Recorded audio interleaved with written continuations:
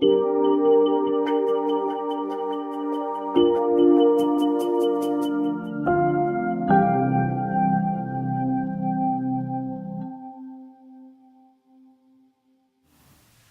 Chinera Hesse is a classic entrepreneur. He's been called by some the Bill Gates of Africa. He's working on software and technology solutions to connect local entrepreneurs directly with customers and markets throughout the world. His business, like many others in the region, is creating jobs and putting Ghana on the road to prosperity. It's how Hong Kong, the Asian Tigers, and Ireland developed, and Hesse wants to see his native country do the same.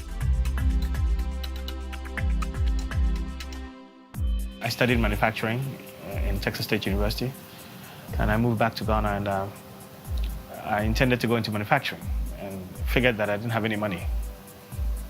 I was sitting around and realized, hey, wait a minute, my little computer I had here was a factory. It could make software, and I had been dabbling about with software, and I thought, hey, I could turn this into my manufacturing business. So I partnered up with an old schoolmate, and we started writing software and started selling door to door. In the early days, hand to mouth. We bought a second computer and we employed one person. We were programming out of my bedroom, sitting on my bed. And then we evolved from there and grew and grew and grew over the years. It became very large.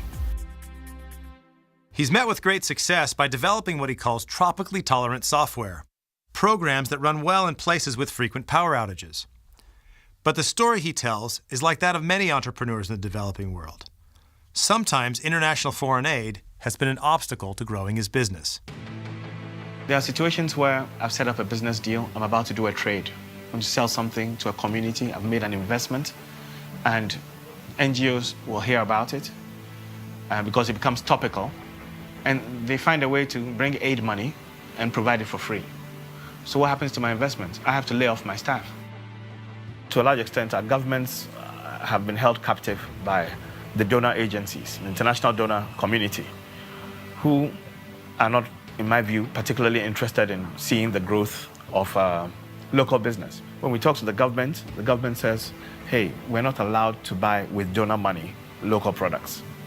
That's just the way it is. It's their money, they decide who gets it. And this has been a big dilemma for us. Politicians, they are more interested in a smile on the World Bank country director's face than the success of my business. For example, 5 of us companies in Ghana got together, local companies, to bid for a contract, a government contract. Now, everything was going very well. We were competent to do the work. Guess what happens? We're bidding against some European companies. One of the companies got their government to loan our government money, very soft loan, for the project. Our folks in the government said, hey, we love you very much. Nothing beats free money. We lost our money. You know what we ended up doing? We ended up working as subcontractors to the Europeans. They gave us the worst part of the business.